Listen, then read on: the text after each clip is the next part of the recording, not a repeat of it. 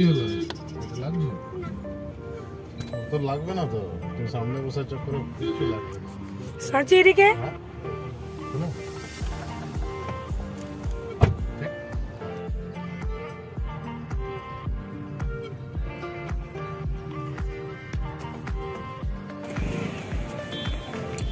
Hello বন্ধুরা, আজকে আমরা এসেছি নন্দনকাননে পুরী ব্লগে। এটা আমার ৪র্থ নাম্বার ব্লগ। কোনারক মন্দির থেকে অনেকটা ক্লান্ত হয়ে আমরা নন্দনকাননে চলে এসেছি। প্রত্যেকে ভীষণই ক্লান্ত, কিন্তু বাচ্চাগুলো ফুল অফ এনার্জি। এখানে একটু ফ্রেশ হয়ে নিয়েছি।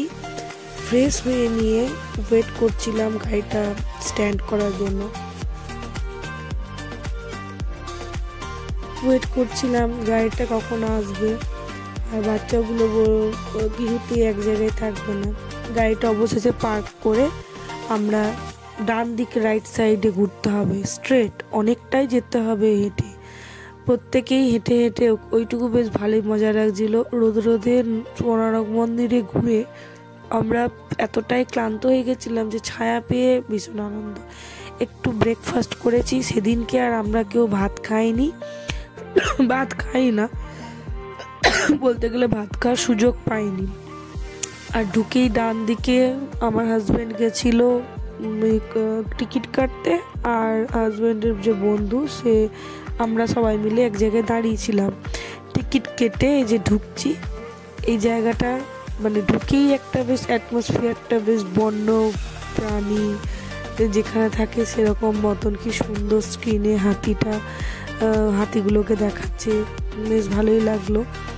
আর ঢুকেই লেফট সাইডে একটা জিনিস দেখলাম, নন্দনকাননের ভেতরে কিন্তু কোনোরকম কোনো খাবার মানে প্যাকেটিংজাত জিনিস নিয়ে যেতে দিচ্ছে না। ওরা প্যাকেটে খাবারগুলো কেটে একটা কাগজের প্যাকেটের মধ্যে ঢেলে দিচ্ছে। বলছে যে এখানে যদি সিসিটিভি ক্যামেরা আছে, যদি আপনারা খাবার নিয়ে যান নিজের রিস্কে, কিন্তু বের করা যাবে না। যদি কোনো পশু পাখিকে দেওয়ার চেষ্টা করেন সেটা তো, আমরা তো বেশিরভাগ খাবারগুলো ওইখানে দিয়ে দিয়েছিলাম, সামান্য কিছু নিজের কাছে রেখেছিলাম বাট বের করিনি।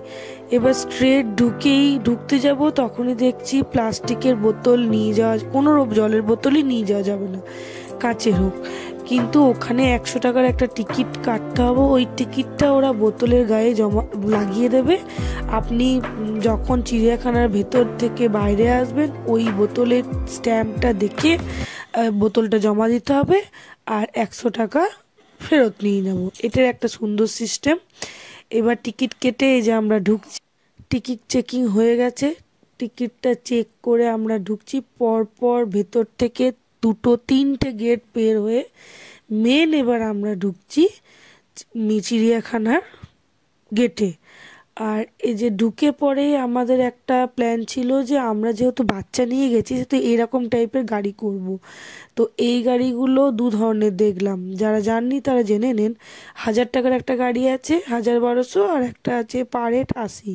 তো আমরা পার হেড ৮০টাই নিলাম, কি যে আমরা পুরোটা তো ঘুরবো না, কিছু হেঁটে ঘুরবো। মেন যে রোডটা সেটা আমরা গাড়ি করে গেছি, আর সাইডে সেটা আমরা হেঁটে দেখেছি। গাড়িতে চাপার এই যে লাইন, গাড়িতে লাইন দিয়ে চাপতে হবে। গাড়িতে চেপে নিলাম। গাড়িতে চেপে একটু চেপেছি, খানিকক্ষণ গিয়ে পরেই আমাদেরকে ড্রাইভার ধার করিয়ে দিল। এই যে রাইট সাইডে দেখছি, এই রাইট সাইডে গিয়ে বলল এখানে হরিণের টাইপের সমস্ত জীবজন্তু দেখতে পাবেন, আপনারা দেখে গোল করে ঘুরে মেন রোডে এসে দাঁড়াতে। এখানে দেখলাম আমরা নীলগাইটা বেশ ভালোই, মানে দেখেছি আগে, বাট এবারে একটু ভালো করে দেখলাম। নীলগাই সম্পর্কে আমার একটা ভ্রান্ত ধারণা ছিল হয়তো নীল রঙের হবে, গিয়ে দেখলাম না, কই না, তো নীল রং তো নেই, একটু হরিণ, কিন্তু হরিণেরই প্রজাতি একটু আলাদা রকম। তারপরে লেফট সাইড থেকে বেরিয়েই আমরা এলাম এখানে বাঁদরেরই একটা প্রজাতি, আর ওই রকম করে অনেক রকমই দেখেছি। তো দেখতে দেখতে এইগুলোতে বাচ্চাদের খুব একটা ইন্টারেস্ট পায়নি, সত্যি কথা বলতে। মেন ওরা যেগুলো বুকসে পড়েছে সেগুলোতেই ওরা ইন্টারেস্ট হয়েছে। যেমন এখানে এটা দেখছি আমরা শিম্পাঞ্জি, অনেক দূরে ছিল ওরা ভীষণ হাসিয়েওছে তারপরে এলাম আমরা জলহস্তি। জলহস্তিটা অনেক বয়স, পুরো লাল হয়ে গেছে, ওদের পুরো মানে অনেক বুড়ো টাইপের যাকে বলে জলহস্তি। আমি যখন ছোটতে গেছিলাম এদেরকেও দেখেছিলাম, এখনো সেম। মেয়ে তো দেখতে পায়নি, তাই বাবাতে চাপিয়ে দিল মেয়েকে হিপোপটামাস দেখবার জন্য। ওখান থেকে বেরিয়েই আমরা একটা দেখলেন গাড়িতে চেপে ওরা আবার এখানে সরীসৃপ জাত প্রাণীকে দেখবার জন্য এই রোটাতে যেতে বললো। এই যে ডাইনোসর, ওই জন্য এই মাটির ডাইনোসরটা দেখলেই আমার মেয়ে বলবে, মা আমি ডাইনোসর দেখেছি। ও বাচ্চাদের মানে বোঝা মুশকিল ওরা কোনটাতে খুশি হয়। তবে আমার মেয়ে জুটাতে বেশ ভালোই আনন্দ করেছে। এখানে না বিশেষ সেরকম কিছু আমার কিন্তু ভালো লাগেনি। এখানে সাধারণত ওই সাপেরই মানে আছে প্রজাতি, অজগর, তারপরে Python, white Python, yellow Python, এইগুলোই আছে। তারপরে আপনার গিরগিটি, এই সমস্ত, এগুলো আমি যে কোনো চিড়িয়াখানায় গেলে এটা আমি অ্যাভয়েড করি। আর আছে কুমির। এই কুমিরগুলো বেশ পুরনো দেখে লাগলো। প্রথমে তো আমি নিজে কনফিউজ হয়ে গেছিলাম যে আসল, তো দেখছি না না আসল, ওরা রোদ পোহাচ্ছে। আর আগে না ব্যারিকেডগুলো ছোট ছিল, ওপেন, অনেকটা ফাঁক ফাঁক ছিল। এখন দেখলাম রিসেন্টলি যে ঘটনাটা ঘটেছে আলিপুর চিড়িয়াখানাতে, তারপর দেখলাম ব্যারিকেডগুলো অনেক উঁচু করেছে। কেউ যদি মনে করে যে আমি টপকা মানে পড়ে যাব, তো তার পক্ষে পড়া সম্ভব নয়। ওখান থেকে বেরিয়েই আমরা কচ্ছপ দেখলাম। কচ্ছপ দেখেছি। কচ্ছপের দুটো রকম প্রজাতি দেখলাম, একটা একটু দেখলাম ব্ল্যাক, ছোটোর ওপরে একটা ছোট্ট মতন। ওখানে দেখে তারপরে বেশ অনেকটা হেঁটেওছি। হেঁটে এই যে এটা কিনেছে পুরীতে, তারপর গাড়িতে চাপলাম। গাড়িতে চেপে যেতে যেতেই দেখেছি ডান দিকে জিরাফ। গাড়িতে বসেই দেখে নিলাম, সামনাসামনি আর দেখতে পাইনি জিরাফটাকে। আর এখানে একটা জিনিস দেখলাম, এই যে ট্রাক্টরে করে নোংরাগুলো পরিষ্কার হচ্ছে, বেশ ভালো লাগলো। ওখান থেকে এসেই আমরা লেফট সাইডে বেঁকেই দেখলাম সাদা বাঘ। এই সাদা বাঘটা দেখবার জন্য আমি বারে বারে নন্দনকানন আসতে চাই, খুব ভালো লাগে। আগে কিন্তু অনেক ছিল, এখন এই একজনকেই দেখলাম। সাদা বাঘের পরেই আছে রয়্যাল বেঙ্গল টাইগার। একটা লাকিলি কি হয়েছে বলুন তো, আমরা যতগুলো দেখেছি অ্যানিমালস, প্রত্যেকে কিন্তু নিজেদের প্রদর্শনী করতে পিছু ছাড়েনি। রয়্যাল বেঙ্গল টাইগার কি সুন্দর আমাদেরকে দেখিয়ে দিল, জলের মধ্যে হেঁটে হেঁটে উঠে যাচ্ছে। তারপরে সাদা বাঘও তাই, উঠে পড়ে আমাদেরকে প্রদর্শনী দেখিয়ে দিল প্রত্যেকটা অ্যানিমালস। তাই জন্য বেশ ভালো লেগেছে। শুধু আমরা ভালোভাবে দেখতে পাইনি, একটু সন্ধে হয়ে গেছিলো তো, মানে একটু পড়ন্ত বিকেল। ভাল্লুক, তাও ভাল্লুক দেখবো দেখবো করে দেখেছি, বাট অতটা না। এখানে দেখেই আমরা চলে এসেছি হাতির কাছে। হাতি তো সচরাচর দেখি, তাই বাচ্চাগুলোর অতটা যে ইন্টারেস্ট ছিল তা না, খুব দূর থেকে। ছোটবেলায় যখন গেছিলাম তখন কিন্তু দেখেছিলাম হাতির পিঠে অনেকেই চাপে, তো আমার দিদিও চেপেছিল, আমি ভয়ে চাপিনি। ছোট্ট একটা বাচ্চা হাতি, আমার খুব মনে পড়ে। বাচ্চা হাতিটা মানে নিজের সুটে লালাটা মুখে নিয়ে সবাইকে আশীর্বাদ করছিল, আমিও নিয়েছি। তারপর জলহস্তিকে কুমড়ো খাইয়েছিলাম, সেইগুলো আমি খুঁজে বেড়াচ্ছিলাম, কিন্তু না নন্দনকাননে সেই জিনিসগুলো আমি পেলাম না। ছোটবেলায় যে আনন্দটা করেছি, কি সুন্দর ভেবেছিলাম হাতির পিঠে চাপবো, এবারে সাহস করে আমি চাপবো, কিন্তু দেখলাম হাতিগুলো অনেকটা দূরে আছে, যে কাছে যাওয়া তো দূরের কথা, ভালোভাবে দেখতেও পাবো না। তো মনের দুঃখ মনেতেই থাকলো, ওই ভেবে ভেবেই চলে আমাদের সিংহের কাছে, বনের রাজা সিংহ। তারপরে সিংহ তো মুখ বেঁকিয়ে বসেই ছিল, কিচ্ছু সেরকমভাবে মুখ দেখতে পাইনি। তারপরে এটা এলো নেউল। নেউল না, এটাকে নেকড়ে টাইপের কি বলে, এগুলো উলফ টাইপের কিছু একটা। এই দেখুন, সেই বলছিলাম ভাল্লুক মহাশয়, এনাকে দেখতে আমরা এনার খাঁচাটা গোটাটা ঘুরেছি। বাপরে বাপ, কি মেজাজি, কিছুতেই দেখা দেবে না, আর আমরা বলছি দেখবই। অবশেষে দেখেছি, এমনকি আওয়াজও শুনেছি। ক্যামেরাতে আওয়াজটা চট করে আসেনি, কি জানি কি হয়েছে আমার ক্যামেরাটার, কোনো আওয়াজই আসেনি।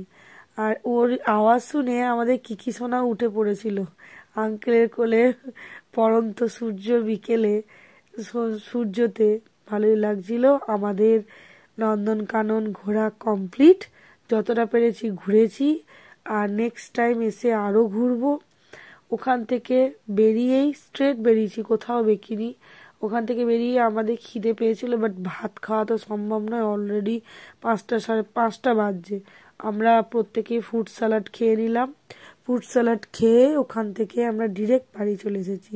আর হ্যাঁ, ওখানে মানে পার্কে গিয়ে আমার তিন্নি আর ইভা ওদের বেশ ভালো মজা হয়েছে। আর আমরা যে সারাদিন কিছু খাইনি সেটা আমাদের কিন্তু কোনো কিছু তো বোঝায়নি, এমনকি আমাদের বাচ্চাগুলোও কিন্তু কিছু খায়নি। কিকিটা সারাদিন শুধু দুধ খেয়েছে, ও বেচারি কিছু খায়নি। আর আমাদেরগুলো ওই ফ্রুট স্যালাড, টুকটাক এই সমস্ত কেক, চিড়ে ভাজা। আমরা চলে এলাম নন্দনকানন থেকে। এখন বাজে ঘড়িতে মোটামুটি 7:30 নাগাদ বাজে। এত টায়ার্ড হয়ে আছি, মানে শরীর চলছে না, সারাটা দিন পুরো হ্যারাসমেন্ট। একটু রেস্ট নিই, তারপর দেখি সি বিচের দিকে যাওয়া যায় কিনা। ঘুরতে এসে এত এনার্জি বেড়ে গেছে আমার, এসে একটু মতো রেডি হয়েই ফ্রেশ হয়েই চলে এসেছি রাত্রেবেলায় মার্কেটটা দেখবো বলে। একটু কেনাকাটি করব, মার্কেটটা দেখবো, মেয়েটাকেও নিয়ে এসেছি, ছোট টুকটাক কিছু খেয়ে নিলাম। আমরা এখানে মিস্টেক হয়েছিল, স্বর্গদুয়ার ভেবেছিলাম এটাকে, কিন্তু এটা কিন্তু চৈতন্য দুয়ার। শুনেছি এই দিকেই নাকি চৈতন্যদেব সমুদ্রে বিলীন হয়ে গেছে, তাই এই দিকেই নেমেছিলেন বলেই দুয়ারটা চৈতন্য দুয়ার। স্বর্গদুয়ারটা এর পরে আছে। কি সুন্দর, মানে প্রত্যেকটা জিনিস হাতের কাজ, জগন্নাথ দেবের মূর্তি প্রত্যেকটায়। বিশেষ কিছু সেরকম কিনতে পারিনি, জগন্নাথ দেবের মূর্তি নিয়ে এসেছি, ছোটোখাটো কিছু জিনিস। সমুদ্র দেখুন, রাতের সমুদ্র, হা ভীষণই সুন্দর। আর মেয়ের বাবা সমুদ্র উপভোগ করছে, আর আমি ভীতু মানুষ, তাই দূর থেকে ক্যামেরা করছি। খুব আনন্দ, কি সুন্দর লাগছে না সমুদ্রকে। বলে রাতের সমুদ্র ভয়ঙ্কর হয়, কিন্তু ভয় তো লাগছিল, ভীষণ আওয়াজ সমুদ্রের ঢেউয়ের, কিন্তু এই একটা স্নিগ্ধ শান্ত শীতল বাতাস সমস্ত ক্লান্তিটা দূর করে দিয়েছে। সেদিনকে আমরা প্রায় 10টা 10:30 পর্যন্ত সমুদ্র সৈকতে ছিলাম। চারিদিকটা দেখুন শুধু, এটা হলো রাত্রের সমুদ্রটা। অনেক রকম জিনিস বিক্রি করছে, অনেক রকম জিনিস। আর মেয়েটার সঙ্গে আমিও এনজয় করছি। আর মেয়ের তো কবে নামবো, কবে চান করবো, সেটাই একটাই চিন্তা। সারাদিন যে অত ঘুরেছি, অত পরিশ্রম হয়েছে, সারাদিন কিছু সেরকম ভালোভাবে খাইনি, সেটার কিন্তু কোনো বিন্দু মাত্র আমাদের মধ্যে ক্লান্তি নেই।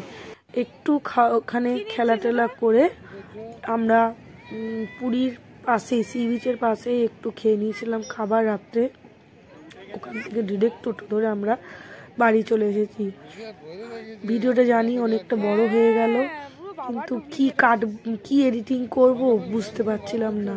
তো ভিডিওটা অবশ্যই আপনাদের জানি ভালো লাগবে, আমার ফিলিংস এগুলো তাই একটু বড় হয়ে গেল।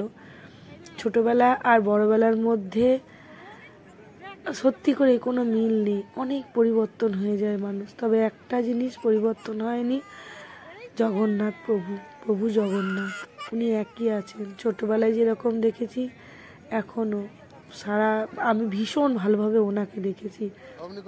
ভিডিওটা যদি ভালো লেগে থাকে অবশ্যই সাবস্ক্রাইব করে দেবেন চ্যানেলটাকে সাবস্ক্রাইব অ্যান্ড ফলো করে দেবেন।